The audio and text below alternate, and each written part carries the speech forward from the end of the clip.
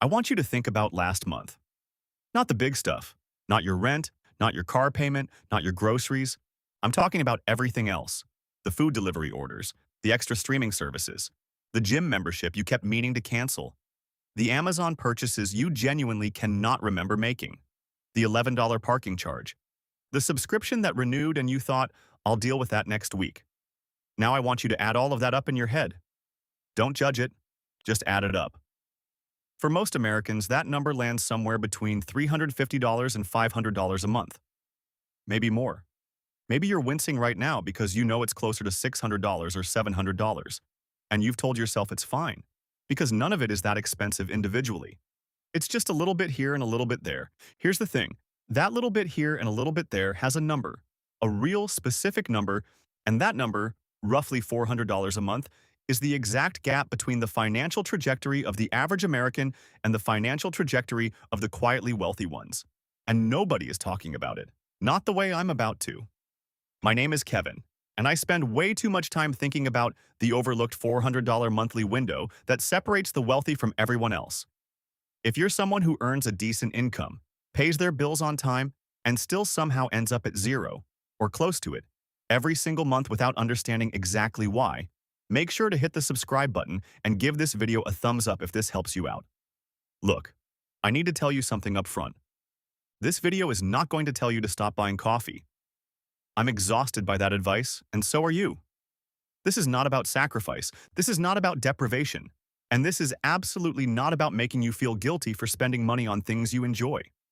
This is about one thing: the math that exists on the other side of a very specific monthly decision. Because the difference between someone who retires with genuine financial freedom and someone who retires with anxiety is, in a huge number of cases, not a massive income gap or a brilliant investment strategy. It's a $400 a month gap, redirected, consistently, over time. And once you see the math, I mean really see it, you cannot unsee it. So let's go. Here's what most people don't realize. The number $400 has become one of the most referenced statistics in American personal finance. And almost everyone has heard it in one direction only. In 2023, the Federal Reserve released its annual report on the economic well-being of U.S. households.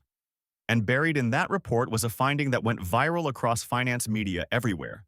It found that 37% of American adults said they would struggle to cover an unexpected $400 expense without borrowing money or selling something.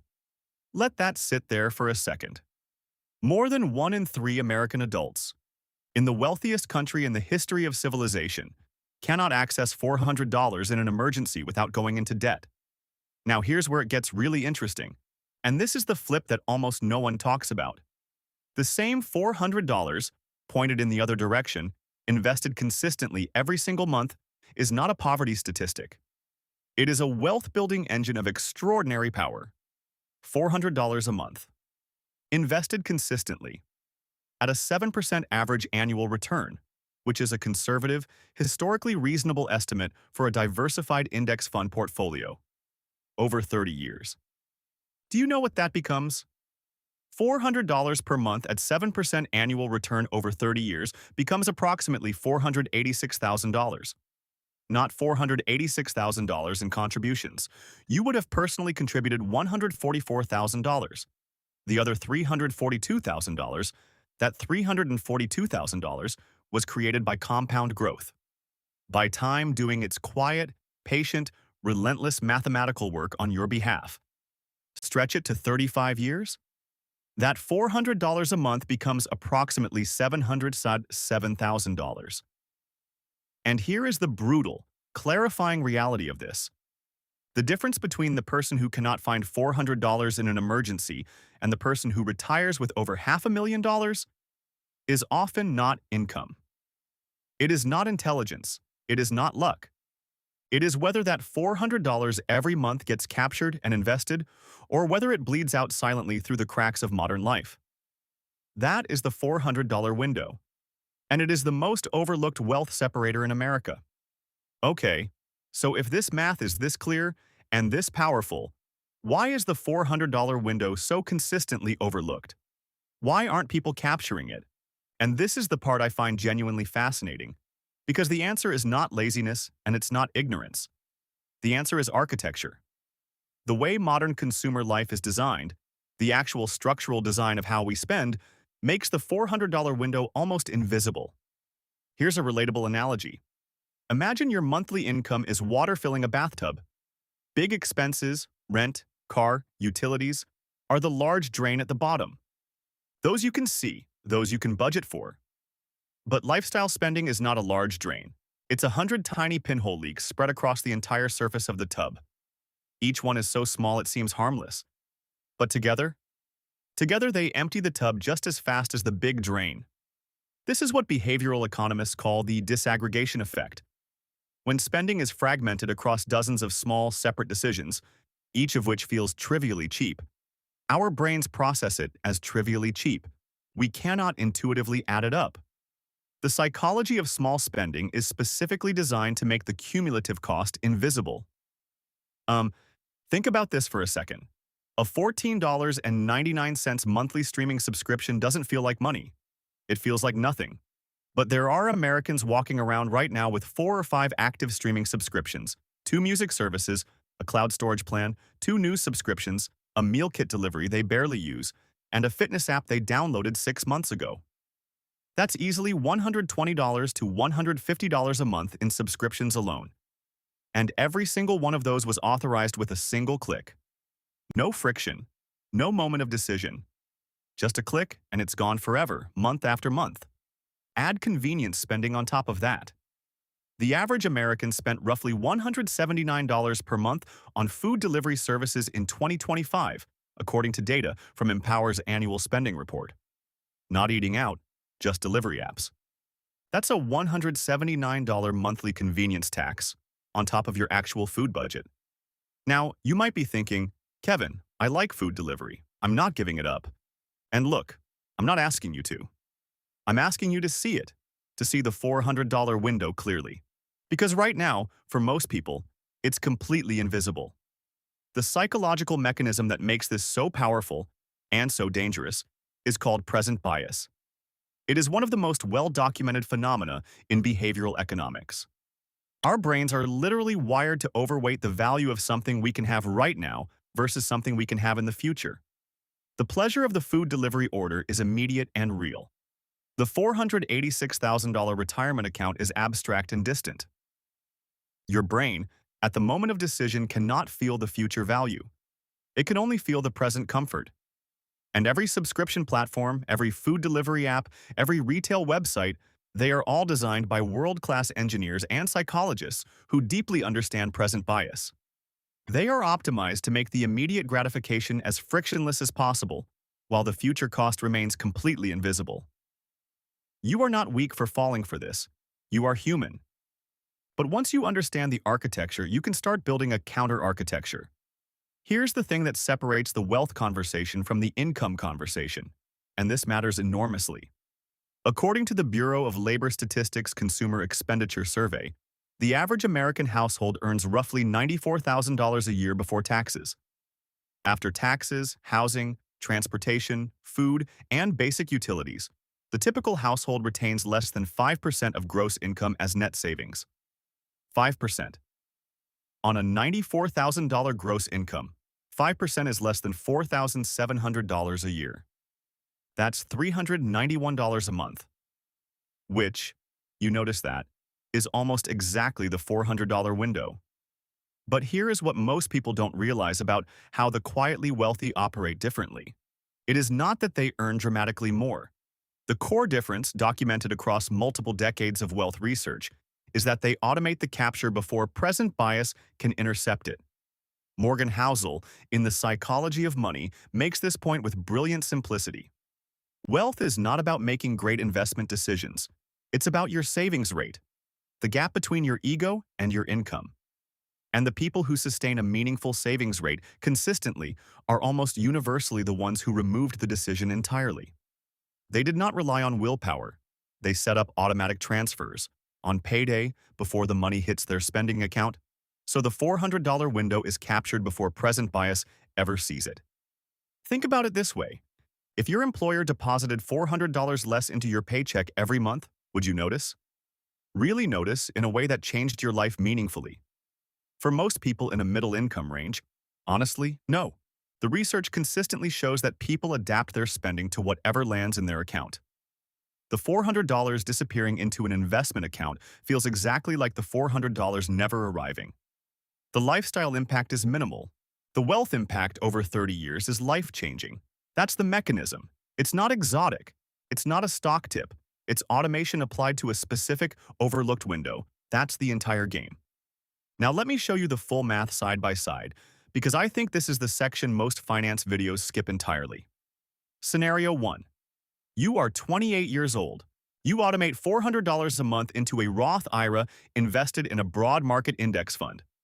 You do this until you're 65, that's 37 years. At 7% average annual return, you end up with approximately $855,000. You personally contributed $177,600. Compound growth generated the other $677,000. Scenario 2. Same person, same $400, but they wait 10 years and start at 38 instead of 28. They now have 27 years. The result? Approximately $390,000. Same discipline, same amount. 10 years later, they end up with $465,000 less. Here's where it gets really interesting. And this is the part that genuinely blows people's minds when they see it visually. In scenario 1, the last 10 years of that investment, from age 55 to 65, produces more wealth than the first 27 years combined. The growth in the final decade alone is approximately $430,000. That is the exponential curve kicking in at full power. And the only reason it exists is because the money was placed in the system at age 28, not 38. Now, you might be thinking, Kevin, I'm 40 or 45. Is it too late? No, it is not too late. $400 a month starting at 45 at 7% for 20 years gives you approximately $208,000. That is still $208,000 more than zero. You do not get to access the full exponential curve, but you get to access it from wherever you are today. And today beats tomorrow in this math every single time. So where does the $400 actually live in your budget? Most people assume they don't have it. Data says they almost certainly do. They just can't see it. Source 1. Subscription creep. A 2024 analysis found the average American pays for 4.2 subscription services they don't actively use. At $15 to $20 per service, that's $63 to $84 a month in pure waste before you even count forgotten renewals or duplicate services. A proper audit typically uncovers $80 to $120 a month being silently taken from you every month for nothing. Source 2. Convenience spending. Not eliminated, just optimized. Pew. Research found that middle to upper income households spend an average of $380 a month on dining and entertainment combined. Reducing that by just 30%, not eliminating it, just dialing it back, frees $114 a month. That's part of the window. Source 3. Decision fatigue spending. Research in behavioral economics shows spending spikes in the second half of the month when mental willpower has been depleted. This is the impulse Amazon order at 11 p.m. The Uber Eats. Because you're too tired to think. These aren't budget categories, they're fatigue taxes. And they reduce not through willpower but through pre-commitment. Between these three sources alone, the $400 window is findable for most middle-income households, not through sacrifice, through visibility. Here's the exact system I want you to build. 4 steps. 1 weekend. Step 1. Subscription audit this week. Look at every single recurring charge from the past 60 days. For each one, ask, if this wasn't already on autopay, would I consciously choose to buy this today? Every no. Cancel it immediately. The average person finds $60 to $150 in cancelable charges on the first audit. That's up to $1,800 per year, leaving your account for zero return. Step 2. Automate investment on your next payday, before anything else.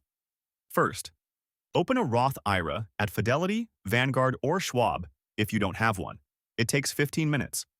Set a recurring $400 monthly contribution. Automation doesn't just make saving easier. It removes the decision entirely. You cannot spend what is not in your spending account. The psychology of I don't have it becomes your greatest financial ally once the system is in place. Step 3. Build a pre-commitment system for your hardest spending categories, not a budget. Budgets fail because they require ongoing decisions under fatigue. Pre-commitment front loads the decision when your energy is high. 3 food deliveries maximum this week, decided on Sunday. A fixed dining budget loaded onto a separate card on the first of the month. When it hits 0, the category is closed. No willpower in the moment. The decision was already made. Step 4. Find one area where you redirect rather than eliminate. The question is not, how do I spend less? The question is, which $400 currently flowing through me monthly can I divert into an account that works for me instead of disappearing? These 4 steps can be completed in a single weekend. The final thing I want to leave you with is something that doesn't show up in the math. The real barrier to capturing the $400 window is not information, it's identity. Most people do not see themselves as investors. They see investing as something wealthy people do with their surplus, after everything else is taken care of, after life is comfortable enough. And so they wait for that moment of sufficiency that is always coming. Next year, after the promotion, after the kids are older. That moment doesn't arrive naturally. It has to be chosen. The quietly wealthy don't invest because they have surplus. They have surplus because they invest first and build a life around the remainder. The sequence is completely backwards from what most people assume. The $400 is just the mechanism. The identity is the switch. If you genuinely cannot find $400 right now, start at $50 or $100. The habit matters more than the amount at the beginning, because the habit scales with your income if you protect it. A person who invests $50 a month at 25 almost certainly invests $400 a month at 35. The muscle has been built. The automation is in place. The window is open right now. It has been open every month for however many years you have been earning. The question is whether you use it this month or whether it bleeds out again through the pinholes. Your future self cannot come back and fix this, but you can reach forward and give them something real. Do the audit tonight. Set the automation this week. That is all it takes. If this video changed how you see even one thing, drop it in the comments. And if you know someone who needs to hear this, share it with them.